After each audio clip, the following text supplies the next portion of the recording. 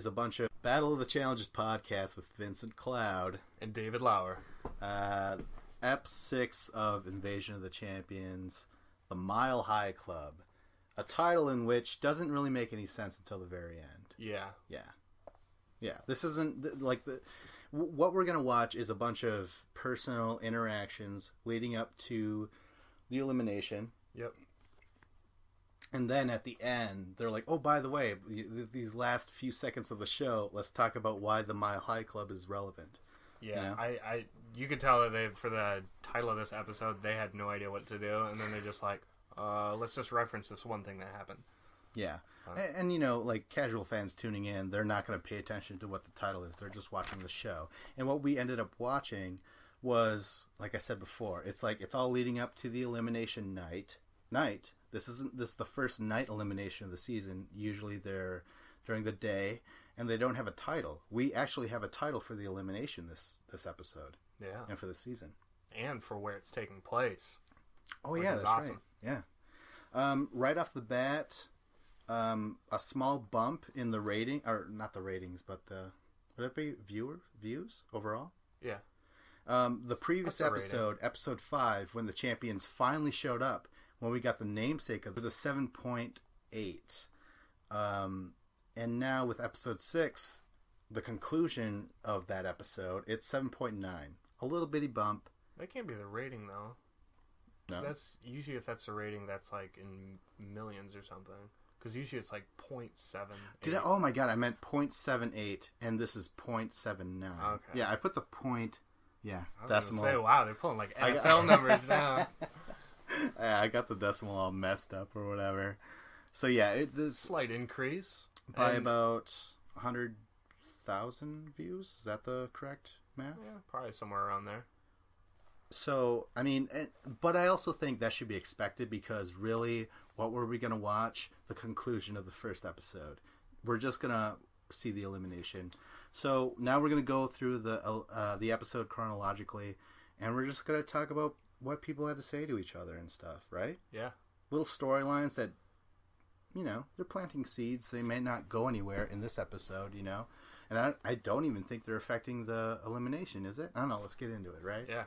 All right, let's start off with Cara and Nicole. Oh, my gosh. This is, you know, Nicole is still super aggressive. You know, like, what's she doing? Calling out Cara and saying, like, I want to wrestle or whatever. Yeah. You know, which is code, like, I want to fucking touch you. And, you know, we'll get a little rear naked choke in there or something like that. You know?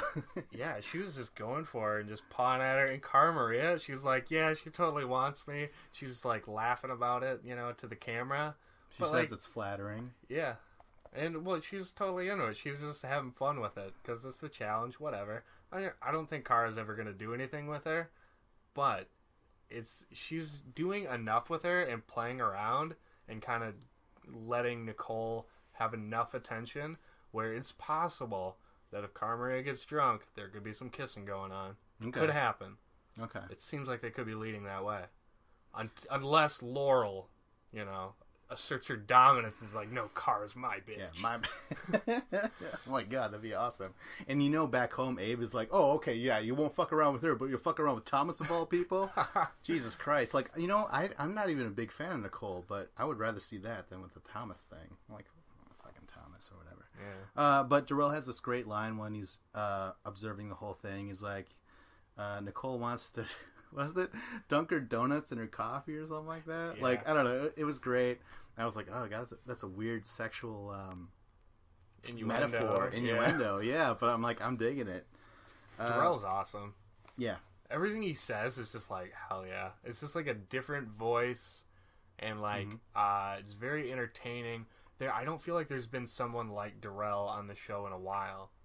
Because I feel like back in the day when Darrell was on the show... There was lots of other guys on the show, too. There was guys, you know, like The Miz would be on there. Oh, yeah. He would always have good stuff to say. There's guys like, what's his name? Timmy, Evan, yeah. Kenny. Like, there was lots of, like, entertaining, jokey guys. But now that we have Darrell back, it's like he kind of stands above the rest. Yeah, and you know, it's funny that you say that. Now that I'm thinking about it, the last time we saw Darrell was one episode of Fresh Meat 2.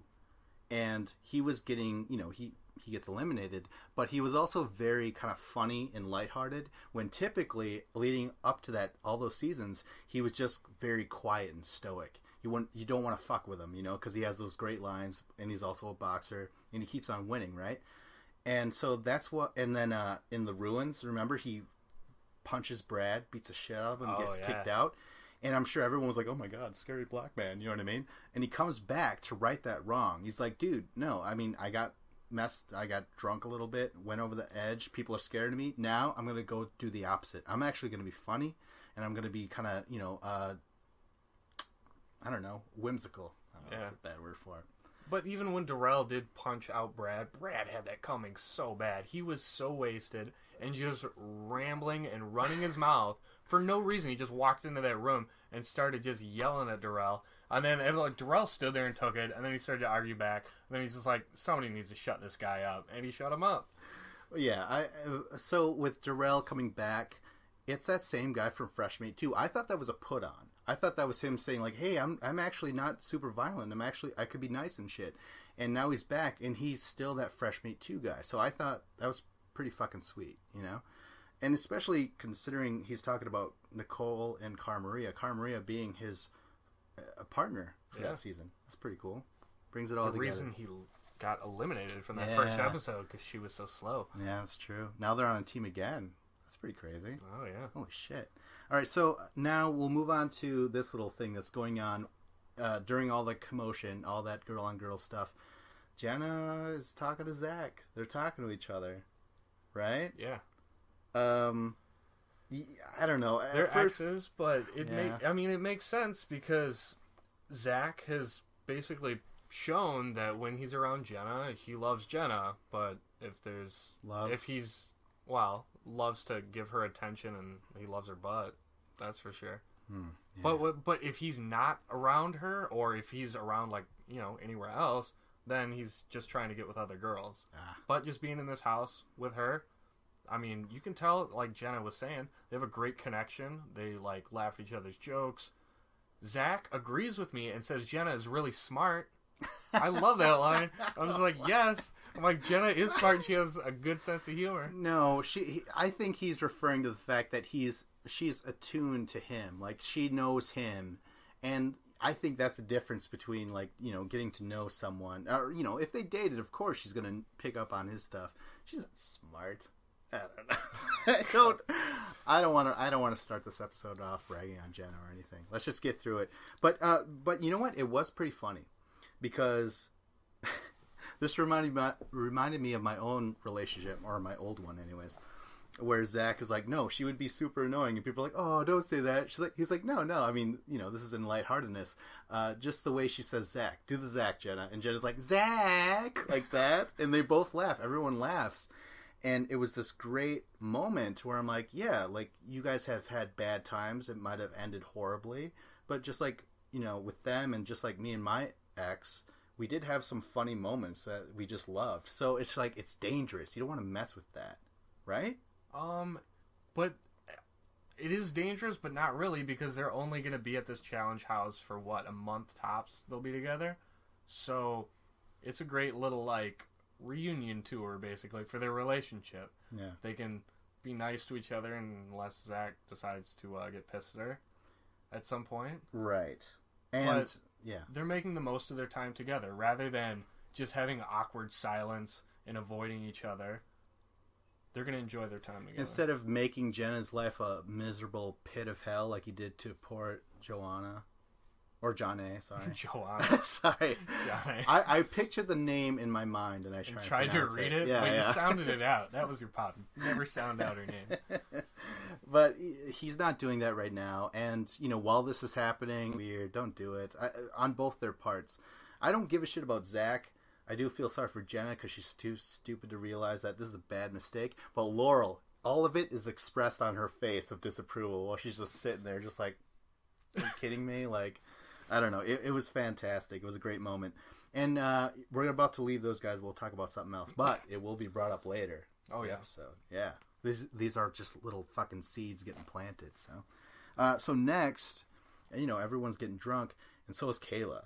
And Kayla's trying to, pot Corey a little bit. Like, hey, you You want to hang out again? And he's like, nah, he's still playing that thing he did on the previous episode. Remember, it ended in such a shitty / pissy way where he's just like, oh, I don't associate it with sloppy girls like that.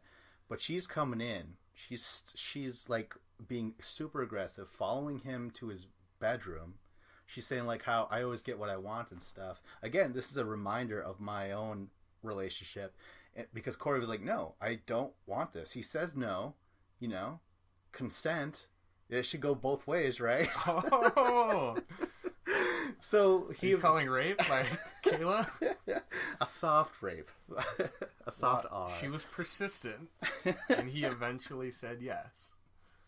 He consented. Well, see, yeah, I mean, he left the room. He was like, no, didn't he move all his shit to a different room entirely? Yeah, they're in right? like some weird little spare room. I don't know if it was like a laundry room or what it was. Yeah, and she followed him and just lied there, and just basically she's like, no, we're gonna fucking hook up again.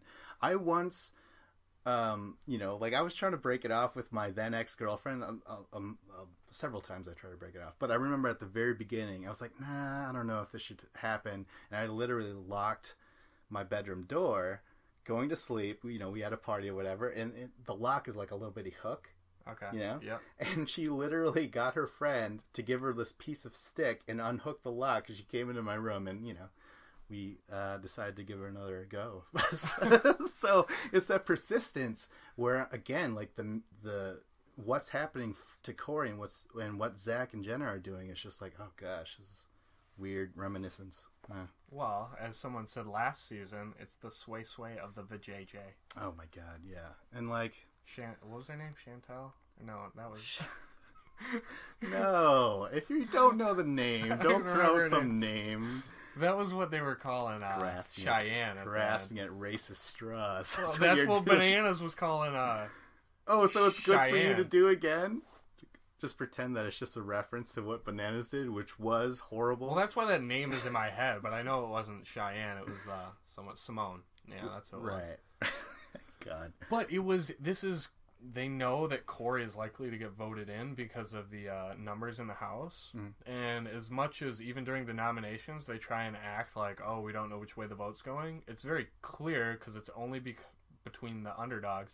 We know who's going to go in because a certain side of their alliance has greater numbers than the other side. Yeah. So she knows Corey's going in. It could be his last night in the House. Actually, she's pretty sure she's going in. That's what. Yeah. I had it backwards. So yeah, Kayla's like, I don't know. Last time I'm gonna be here. And she's kind of a horn dog. So she's like, I gotta get some while the getting's good.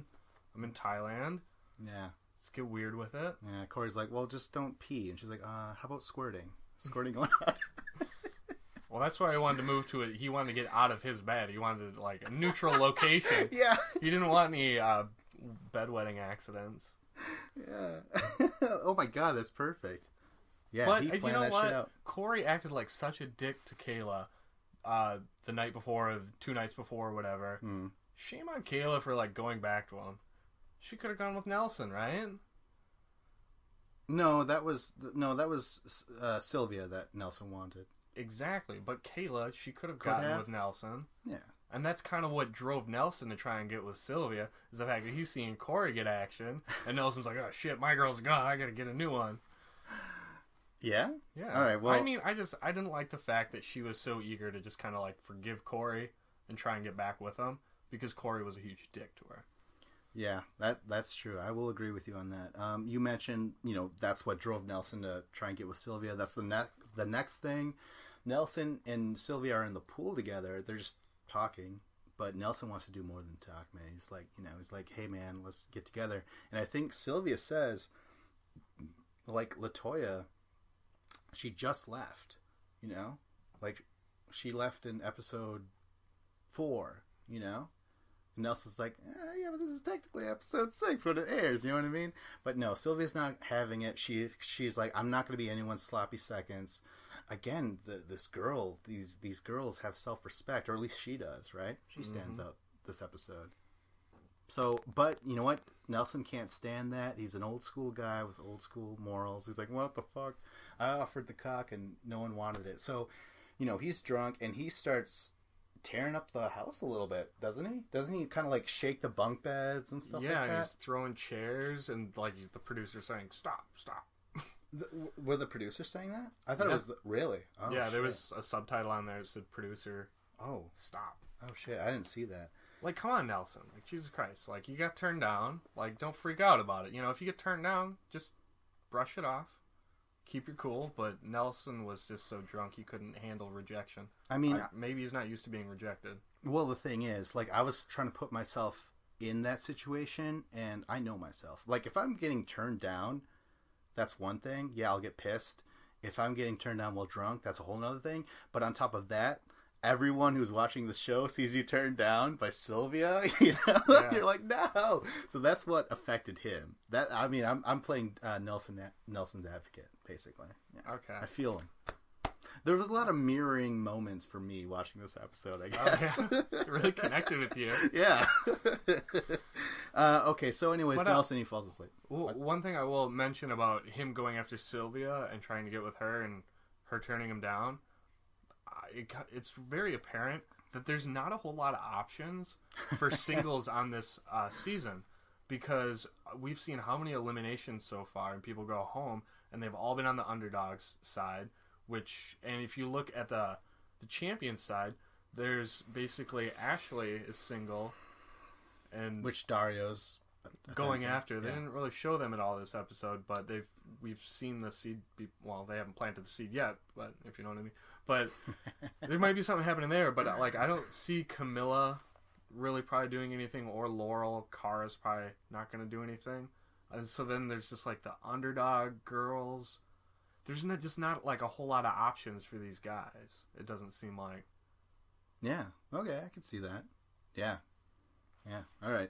Well, you know, while this is all happening, while Nelson is throwing this huge fit, Tony's like, "Hey, man, like, I'm sober. You know, this is my first season being sober." I'm like, "Wow, he's still sober right now." And he's saying, like, he said something about this is the most this season. I remember most of the season more than I do in my regular life, or some shit. He said something about that, like how he remembers this season way not more than. I mean, not only more than Bloodlines and Rivals 3, but just in life in general. Apparently, he's just always fucking blackout drunk, doing his thing, you know? Coming to mid-thrust with a chick, you know what I mean? Yeah, good for Tony. Like, and he's really happy about it, and it's good. I don't know. He's like, they were really like trying to push Tony in his first couple seasons, even this season. They're really trying to, like, Tony's this big star because, like, he's got the look. He's like a John Cena-esque character, but he was always drunk and sloppy, and that had kind of ruined shit for him in past seasons. This season, he's riding the line. He's cleaned up his act, and, like, I like this Tony a lot more. Yeah, he's got a lot more intelligent stuff to say, and it's not just about, like, him trying to bang chicks or him getting into screaming matches with Camilla. Right, and that leads us to the next little scene where Camilla and Tony sort of have like a, I don't know, do they rekindle whatever friendship they had? I don't know. Yeah, they kind of buried the hatchet, like you said. Yeah, a little bit. But the next morning, I think it's the next morning, CT's on the phone with his son Christopher, and you know, I don't know, say what you will about it. It's a person that used to be this fucking savage alpha male dude who's just like, you know, talking softly to his son, like, "Hey man, I love you," and he's almost breaking, almost, I don't want to say cry, but like he's definitely getting emotional just hearing his son's voice over the phone, you know? Yeah, we've never seen this side of CT. No. Like, we've seen him be nice before, but never like this grounded, and he's really a changed person. He's like saying how, like, yeah, back in the past I would just get angry, like, just go after people. Now he's very, like, we've seen him mellow out some, but now he's mellow and he's happy. And all of the stuff they're showing between CT and his son, like, for me, I was getting emotional watching it because I'm just thinking about Diem and how CT would probably not be this person and not be, like, the father that he's going to be without Diem, and, like, what she's shown him. And, like, how happy would Diem be to, like, see CT happy, have a son? Like, good for him. Yeah. And I don't know. I just kept thinking of Diem, like how happy she would be to see this. Yeah, I mean, I didn't think about that, but I definitely felt, some sort of emotion seeing this guy, like just finally kind of settling down, finding inner peace, So that was kind of cool. But we're on to the next scene again with Jenna and Zach. They're in bed and they're just reminiscing. They're just talking and shit. I don't know if that means they hooked up. I don't think so. I think we would have saw that scene, right? Yeah, maybe some hand stuff. I don't know. Oh my god, hand stuff. We'll wait until the end of this episode to talk about that shit, man. Right? Well, I don't know. They were under the blankets. I couldn't see their hands. Right? No, they were totally because they this was in the morning and everyone else was in that bedroom, and they were getting all kind of not lovey-dovey but pretty close, and that's why CT was like, "Oh, shoot me" and shit like that, Yeah, because that was happening the entire day before, and they probably slept in that bed together. I wouldn't doubt that something happened. Yeah. Yeah. I don't know. We'll see. I really think that they were just kind of. I don't think they did anything, for the record, but we'll talk about that more later on. Right now, we're going to go straight to the nominations. Again, this was left off because we already had the mission, and it's an underdog day elimination, so it's just underdogs right now. The champions are there, but they don't get a vote. So that's kind of weird, right? Yeah. Or do you need them just to be in the shot at least, right? Yeah, I mean, they're there. There's nothing else for them to do. Like, why exclude them? But that's the format of this season.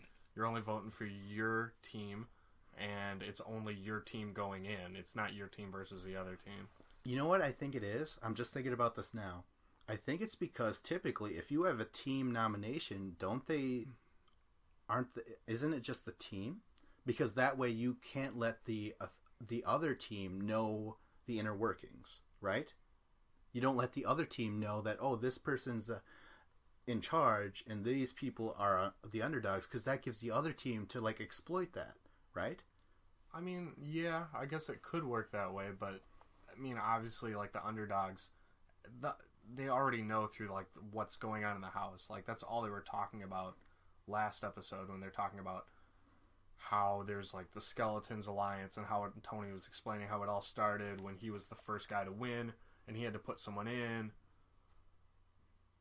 Right. Yeah. I mean, they know the champions already know like kind of what's going on. So even if they weren't there, it would have been explained to them probably. I still think it's kind of weird, but it is what it is. The fucking this whole season, the way the structure of everything, it's so fucking weird. Yeah, it's very different, which I like somewhat, but we have to see how it plays out.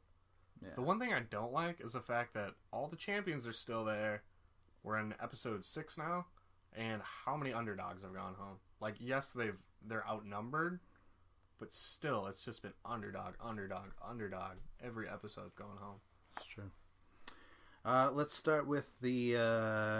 okay, we're going to vote in the girls. And since... Who won first? Who won the initial... Was it Dario? I think, Dario won for the guys. So Dario already elected Sylvia into it. So now everyone else, all the other guys, are going to decide who's going to go against Sylvia. So Shane goes first, and he says Kayla, which makes sense. This is again going back to that small little alliance that formed from episode 1. Yep. Tony and Jenna and Kayla. Yep. Corey. Yep. Yeah. So Shane votes in Kayla. No surprise there. Tony votes in Ashley, which is payback. Ashley, I think this is the second time she voted in Tony. Next is Hunter. I forgot Hunter was even on this fucking show, to be honest with you. I'm like, I didn't notice you without Ashley on, Hunter votes Kayla. Again, he's part of that big group, so no surprise. I think he says he just straight up doesn't like Kayla or something like that. It was real. Everyone else was just voting, and then Hunter's like, I'm voting for you because I have a general dislike for you. Yeah, and it's funny because a lot of people don't like Kayla, but I'm like, where are those scenes? Where is that coming from? Why don't they like her? They never show that stuff. They just show that they don't like her. So it's interesting. Next is Corey, and Corey votes for Ashley. He says, we're playing two different games here, And we were rivals on Rivals 3 for a reason. We don't get along. And I was kind of surprised by that. At least that part of saying, like, we were rivals for a reason. Yeah, but I felt like you buried the hatchet with that. I think he should have just said, basically, I mean, he shouldn't say this, but he could have said, it was our mistake to form a different pile than the majority of the pile in episode 1. And that's why we're still on, different sides of the vote. Yeah, the second they got to the Oasis, they needed to just group together and be like, hey, we need to vote out this. I mean, they tried to, but obviously there was already the alliances based from the Shelter. So even trying to get everyone on the same team and just vote off the weak people, that wasn't going to happen because they're like Shane and Nelson. They're like, hey, we got the numbers advantage. We're just going to roll with the numbers. Well, okay. Well, next is Nelson. And Nelson gets the final vote, and he votes Kayla. Again, he's part of that. No surprise there. Sylvia versus Kayla. Right away, I'm like, if you don't like Kayla, she's still part of the team. Don't you want a better team to win all that $10,000 money every mission, Very peculiar. Yeah, but at the same time, even though I don't like their alliances and how they're just kind of infighting over this stuff, Sylvia versus Kayla is probably the best matchup that gets rid of the weakest girl. Because I think Jenna's a stronger girl, Ashley's a stronger girl. That's right? True. So Kayla and Sylvia, they're the most, or like the least proven. This is their first season, so I think it's good. Yeah, and neither Kayla nor Sylvia got to the Oasis because of winning a mission. They won because they won an elimination, so they're both kind of lower on the totem pole, right? Yeah. Yeah. All right, so next we'll go to the women's vote for the guys. What was it? Ashley voted for Tony right away, so we're going to see who goes against Tony. Kayla goes up for, she says, Shane. Opposite sides of the spectrum, that's why. Next comes Amanda. She votes in Corey. Again, opposite spectrum. Jenna votes in... Who she vote in? Shane. Right. And then Sylvia for Corey. None of this is surprising any of us. And then Nicole for Shane. Although, wait. Maybe I am surprised that Nicole voted for Shane. Oh, I think it's because Tony said to Nicole, hey, I want Shane. I think that's what it came down to, right? Maybe. But wasn't Nicole, wasn't she kind of with Jenna in that alliance? No, she wasn't. She wasn't? No. I think, like, she went off the script a little bit, but Tony did want Shane. So, that's kind of peculiar. Nicole didn't really go with her group. I wonder if that's going to stick out a little bit. Yeah. So now it's official. Tony versus Shane. Now they have their little, weigh-in, face-off. They're about to go into elimination later on the next day or whatever. And seeing everybody stacked up, Sylvia and Kayla, I'm like, oh, Kayla, you got this, And Tony and Shane's there, and he's like, in front of everyone, he's like, okay, listen, you want to go against me. Like, that's why I was voted in. I mean, that's obvious with the Nicole vote. Yep.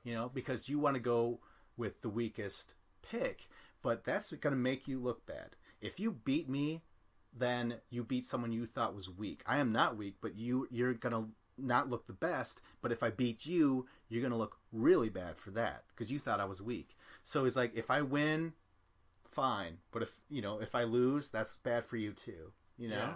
So it was great the way he put it out. Shane he's completely right. He's got nothing to lose going into this. He's like, even if I lose, it's like I'm losing against a guy who's better.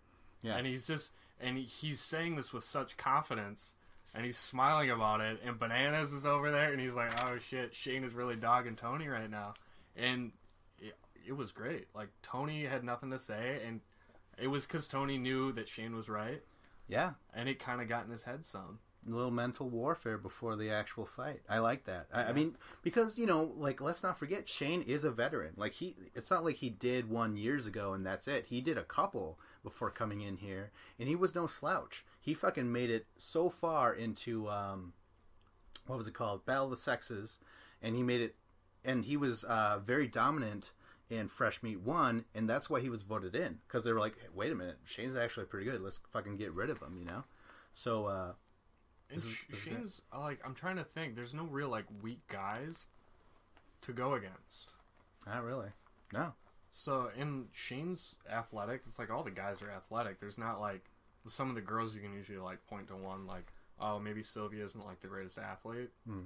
But with the guys, there's no easy competition, and Tony kind of just wants to go with Shane because Older. I guess he's older, and the fact that he doesn't know him that much, no one knows him, so they're like, well, maybe he's just old and washed up. Yeah, the wild card aspect. But it is funny because when they were standing there, like before I even watched the elimination, I was like, Nicole, Tony's taller, but Shane, he's actually in shape. Yeah, he's thick. His arms are big. He's got he's got fucking abs and shit. And Tony, yeah, he's in shape, but he's not like ripped at all. No, yeah, he doesn't have a lot of muscle tone to him. No. And Tony, he said that this is probably the best shape he's been in going into a challenge. And it's like, yeah, maybe it is, but like he's not like hitting up the gym a lot. He's not ripped at all. He doesn't look like Nelson or Daria. So let's cut to the elimination. Finally, TJ says, "This is the fortress." What do you think of the fortress name? This has to be the goddamn coolest fucking place they've had the elimination rounds in a long time. Like what did Jenna say? Oh my gosh, I just wanted to slap it. She's like, they had, the rock people there. There's like those awesome statues. Like, they look so badass. Not to mention, like, not only that, it starts to rain once they get there. Yeah, that was cool. But it was also kind of funny because the audience members, the other challengers who aren't, they're just like getting rained on. They're like, what the fuck? Like, at least have a cover on, I kind of saw their point a little bit. Right no, there. It was good. Let them get rained on. They've been waiting to watch eliminations. They haven't been able to this entire season. So now that they can, they get rained on. It's true. They call it a movie night. Oh, yeah. They finally get to see something cool. Little pay-per-view. Awesome. Yeah, man. Yeah, and I love the name The Fortress. Like, it's a lot better than The Pit. Yeah. I mean, if we're going to... that way, it's better. But The Fortress, it just didn't do it. It just didn't grab me. Really? I love it. Yeah? It's like where war happens, and they're surrounded by rock, epic statues. All right. So TJ, in order to pad the episode, he's like, "So you four are here. Tell me why you want to win, or why you want to be here, or whatever."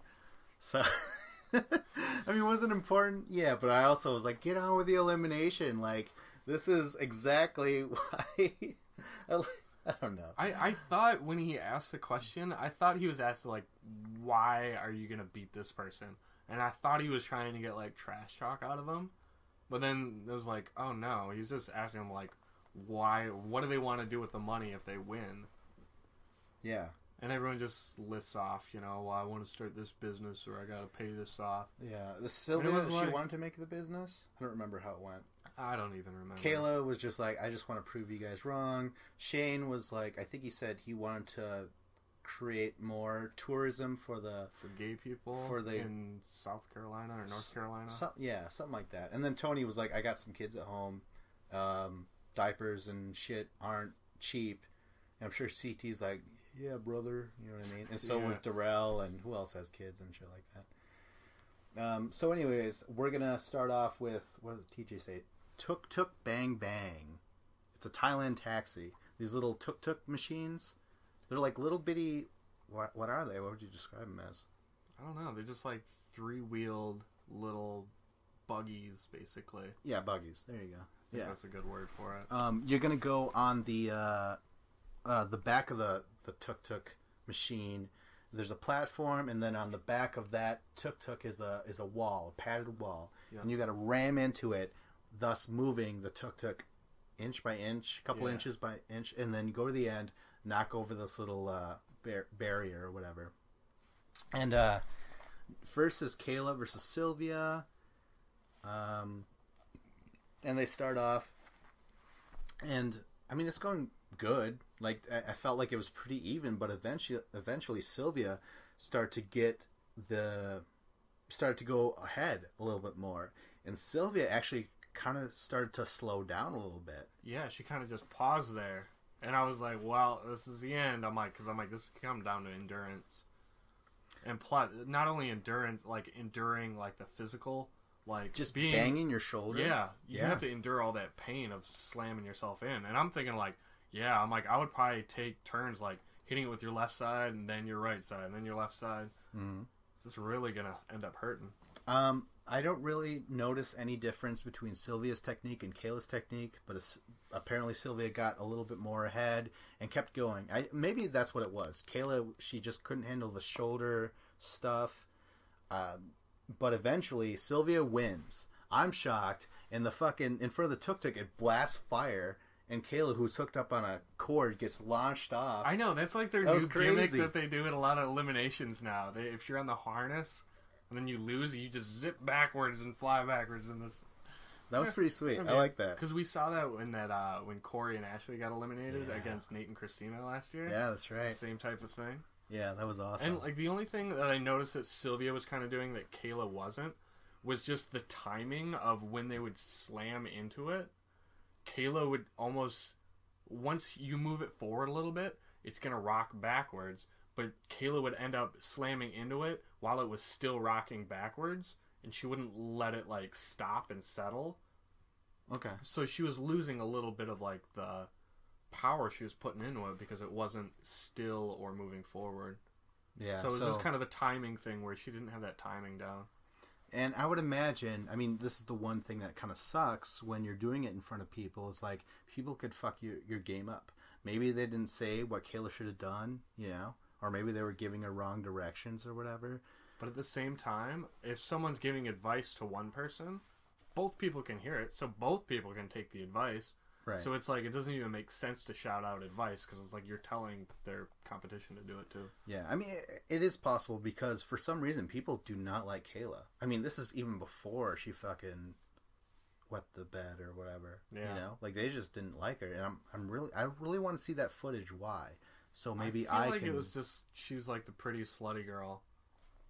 Oh, Right? She didn't sleep with anyone, did she? She didn't sleep with anyone, right? Corey? She didn't sleep with Corey, did she? She slept with Corey. Oh yeah. that's Well, right. I guess never mind. Yeah. Let's forget. Well, I But mean, before maybe that, they in didn't the like her. shelter, I guess they hadn't yet, but she was definitely flirting with him a lot, and yeah, for whatever reason, she was kind of an outcast from the beginning. Yeah, didn't help that she sided with the skeletons on episode 1 during that mission. That sucks. So now Kayla's gone. I mean, hey, good for Sylvia. You know, like I was Yeah, kind of mourning. I'm impressed. Yeah, She beat Latoya. yeah. Yep. I thought Latoya had it too. So just don't sleep on Sylvia, I guess, or do. Maybe she's drier than Kayla. Well, Nelson's not going to find out. No, that's right. Yeah, that's right. So now Kayla's gone. That sucks. I wanted her to stick around. She interested me, you know, because she obviously has some sort of skill that all the other women didn't care for, you know, right? I guess. I mean, I liked her bathing suits, but other than that, she didn't really do a whole lot for me. Oh?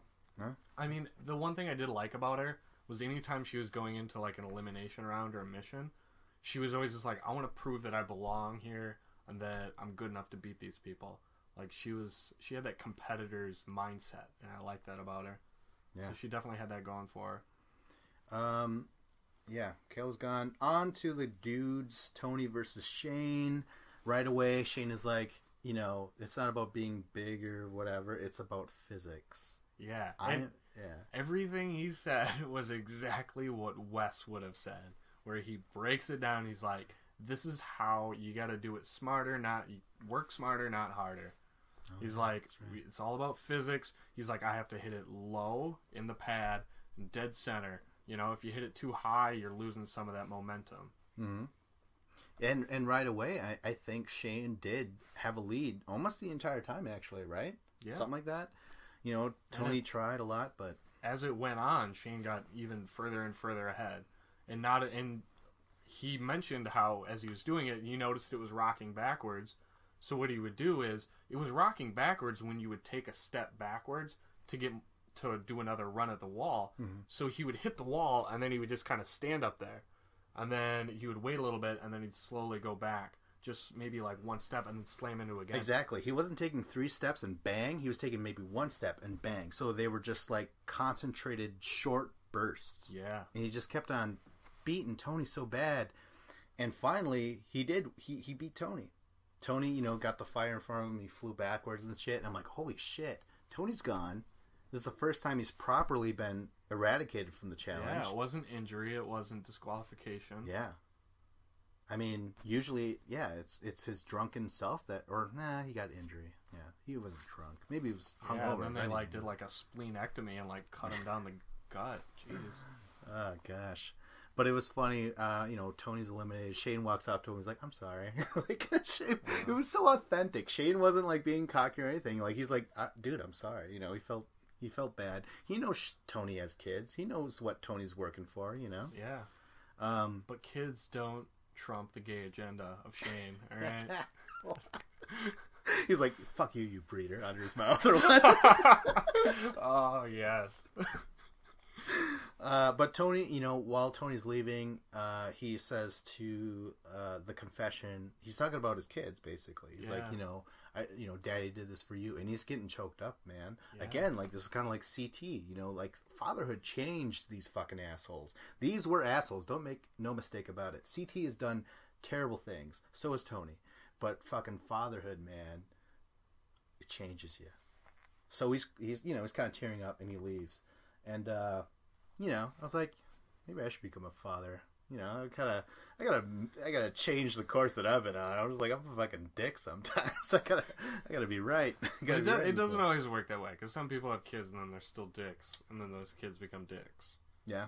Yeah. That's true. So, I mean, I think I don't know. It's a crapshoot. You never know. You can have kids and then become good like CT and Tony, but don't just jump into fatherhood just yet, Vince. Yeah. Again, with the reflection of myself, I saw myself in this episode. Like, I once had this pregnancy scare by some random chick. She's like, "Oh, it might be you, and it might be these other two people." But, like, I was like, oh my God, what if I'm a father? I gotta straighten up. I gotta do right things and shit. And I was literally getting ready to change my fucking agenda. And then she has the kid. It's not mine. And I'm like, oh, never mind. Oh, good. All right. You just revert to my old ways.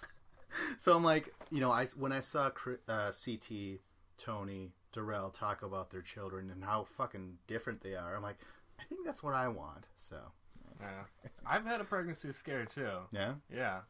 Ex-girlfriend, she was like 3 weeks late on her period. 3 weeks, wow. Which usually, if you're like more than 5 days, you're kind of scared. Yeah. And we were not using birth control, and I was completely positive that I was going to be a dad. And then do pregnancy tests, they'd be negative, but it was like, you haven't had your period. And then like 3 weeks later or whatever, she has her period and was like, oh, I'm not pregnant. And I was like, oh my God. Because there was a couple weeks there where I was just like, all right, this is what's going down. All right. I'm like mentally preparing myself. Yeah. Right. It's weird. Did you go through the same thing? You're like, man, I can't do this anymore. I gotta be more of an upstanding citizen. I gotta think like more positively what I'm gonna teach this kid, all that shit. Yeah. And I'm like looking at my girlfriend. I'm like, geez, obviously I'm gonna have to be the rational parent, the voice of reason. I'm like, not only am I gonna have to take care of this kid, I'm gonna have to take care of this girl who's having this kid who's totally ill prepared to be a mother. Oh man. All right, but enough about us. Let's get back to the house. This is the closing parts of the episode. There is a bit of an argument, and it's between Shane and Corey. Shane is saying, "Dude, we're a team player. We're all team players here, and not you." And Corey comes back with like, "You just got all the girls around your finger and shit." And to me, I was like, "Well, I don't think he does, because he got voted in by Nicole. Nicole, who should have stuck with the script by getting rid of Corey." She voted Shane, so that was flawed. You know, Corey, I think Bananas stated it. He was just like, oh, Corey, he's just being super cocky, super arrogant. You know, he doesn't want to patch things up at all, you know? I didn't like the fact that Bananas said, Corey's done nothing in this game. I'm like, well, in Bloodlines, he sent you in. You ended up going home, and Corey went to the final that year and made some money. So, yeah. I'm like, he's done some stuff in this game. But I think it was really... The problem with Corey in this game so far is the fact that he's with Kayla. The girls don't like Kayla, so through association, they don't like Corey. Yeah. So he's on the wrong side of an alliance. He's with a girl, and in that vote, was he going to end up voting for his own girl, no, he had to vote the other way. Because if it was, say, like, Nicole and Sylvia, possibly getting thrown in or something like that, or if the vote was between Nicole and Ashley, then Corey could have, like, switched sides and be like, hey, I want to be on your guys' alliance. I'm going to be a team player. I'm going to vote in this girl, and go with the numbers just to, not go against the grain. But he couldn't because it was Kayla. So Corey didn't have an option. He could have done that. Yeah, after Kayla pissed herself, he could have done that. But then maybe she knew, man. She's like, no, man. Maybe that was his plan. But then after they got together the night before, she was so good. He's like, I gotta get this girl back in the house one more time. Yeah. Okay, so then that's over with. They have that argument, and it like Shane is kind of stepping up in my eyes a little bit. Yeah. Like I haven't seen him forever, but he's still asserting himself where it's needed. And he's obviously winning. He won that mission. Now he won elimination. He's kind of filling in he's checking off all the points that you need to be pretty cool in this fucking challenge, Okay, so now this is the ending part where there's this rumor going around,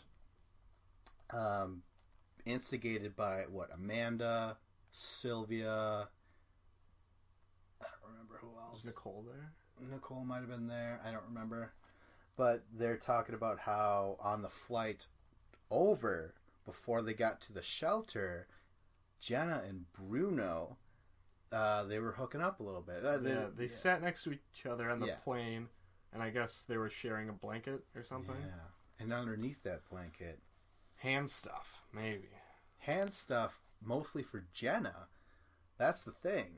They're saying, like, Jenna got finger banged up there. Is that what they said? Yeah, that's what they were saying. No, they were saying that they kissed, I thought. No, dude. Trust me. I mean, that's what I thought. I was like, making out, that's not that bad. But they kept on referencing to the finger banging. Oh, wow. Yeah, so now... I gotta open up my eyes and ears, because I didn't even notice that they were referring to that. I just assumed they were talking about hooking up in some way or kissing. And I was just like, yeah, whatever. Yeah, that's what I was thinking, but no, they kept on saying, like, no, she was, like, finger fucked. That's what kept on getting blurred. It was like, beep fucked. Oh, yeah? She was beep fucked? And finger fucked, yeah. Or finger banged. Finger banging orangutan, man. Oh, that's what they were bleeping out. I couldn't figure out what the hell word that was. Alright, but... Or wait. No, they... Wait. What did they bleep out? Maybe they bleeped out the whole thing, because I said they bleep fucked. Obviously, they would bleep out the fucked and not the finger. I was thinking maybe they were saying fucking fucked. Or fucking fucked. I don't know, just a double F. The double Fs? No, it was finger different. Fuck. Yeah. Double F. So I'm like, oh, that's interesting with Bruno, the guy who was sleeping in his car. You know what I mean? Exactly. Jenna is way above Bruno. This guy doesn't even have a house. He sleeps in a car. Jenna's not going to get with that. She doesn't get with no scrubs. Come on. Apparently, I don't know. You don't think it's true? No. I think maybe they were sitting together and flirting on the plane or whatever. Like, there's a million other people on that plane. This is not a private plane with just challenge people on it. Yeah. I mean, they're riding coach in like a passenger plane probably. And there's no way that shit's gonna go down. And plus, like, these girls, they hate Jenna so much because she's on the other side of the alliance. Yeah. And she's proven to be a super strong competitor. She's been to 3 finals. I think they're all kind of afraid of her, and they want to get rid of her. They're going to play the head games with her, just like they did with Tony. Yeah. Like Shane did with Tony. All right, well, I personally feel like maybe it did happen. Because Corey comes up to Jenna. Again, they're from Explosion. I keep forgetting that they're actually kind of friends a little bit. And Corey says, yeah, they're saying like how you hooked up with Bruno on the plane, and that he fingered you and shit like that. And she's like, well, that's not true. And she's getting really super upset. I don't know what else there is to say. I think CT basically, because Zach's working out right outside that room, isn't he? Something like that. And CT comes by, and he may have said something, but he walks by like whistling, like obviously there's something to pay attention to. And I'm like, CT, you little shit. Like, you're a father, and here you are, like, indulging in the spreading of rumors. But...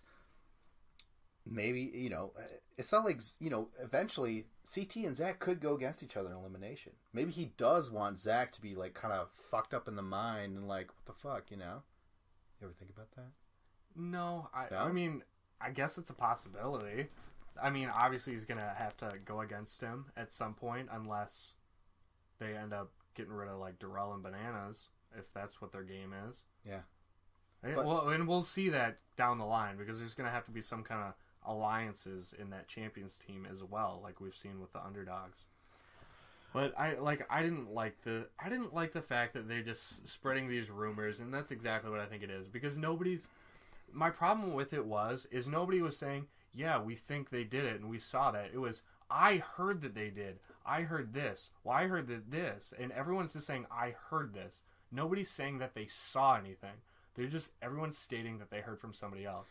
And I'm guessing that person was probably like LaToya or somebody who's gone home already. Okay, well, what it was it was Amanda and, some other people talking about that, right? And then eventually Sylvia walks in and they're like, listen, we're trying to get to the bottom of something. Did you hear anything about Jenna and Bruno? And right away Sylvia's like, oh, you mean on the airplane? So, like, that was just this confirmation that just was going to make things worse for Jenna, And, like, Jenna is tearing up, She's like, it's not true, but, like, when Zach hears this, he's going to walk away from me. And I felt myself in a weird spot where I'm like, I feel bad for Jenna, but not at all at the same time. I don't like Zach. I've already said that. What if it is a lie? Then... Oh, she's crying. She's like, oh my God, Zach's not taking me back. I'm like, listen, you're lucky that Zach didn't treat you like she's treated all his other exes. You know what I mean? So I don't know. Again, I was reminded that I've only cared for Jenna on Bloodlines, and that was because she had a cousin there. Those two worked perfectly fine, but without her, she's kind of a ditz. I don't respect her taste in men. I mean, Zach, come on. What? Come on. Look at that hair. He's a sexist asshole. Remember the first thing he said? He's like, men are this, women are this. I don't know what he was saying exactly, but like, it's, an asshole, a misogynist when they start saying, this is what women does, this is what man does, I don't know, it was weird. But it ended with Zach peeking in through the window, seeing Jenna in tears, and we cut off right there. That's it. Yep. The episode, outside of just being, having to, relate to some of the situations, outside of that, I thought it was an okay episode. It was alright. Yeah, it was exactly kind of what I expected. They concluded that elimination. Hopefully this next episode we see a full mission and elimination. But I thought the episode was good overall. I really like all of the people on this season. Yeah, so me too. far. Yeah. And my only complaint is that we're not getting to see all of them interact as much, because we haven't seen much of Zach, CT, Laurel. Like, they were there last episode, this episode, and they haven't done anything yet. Yep. But I think that's got to be next week's episode when it's going to be the champions. Champs. Yeah, that's going to be fucking cool. The fact that it's the champions, it makes me think it's going to be another cliffhanger ending where we're not going to... They'll probably get to the elimination and it'll cut off like halfway through it, so and we won't know who's going home. Like, it feels like it's setting up for that, because it's going to be such a big moment when a champ goes home. I mean, according to the numbers, it's... This is definitely the highest watched episode of the season, but even still, it's not that great. I think they should just do a straight up full episode for episode 7.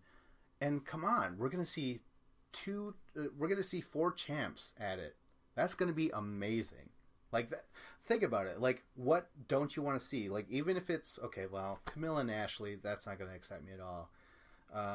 But the guys, though, any combination of those 4, that's going to be fucking cool. That's going to be so fucking awesome, man. And did you see the preview with, like, what their mission was?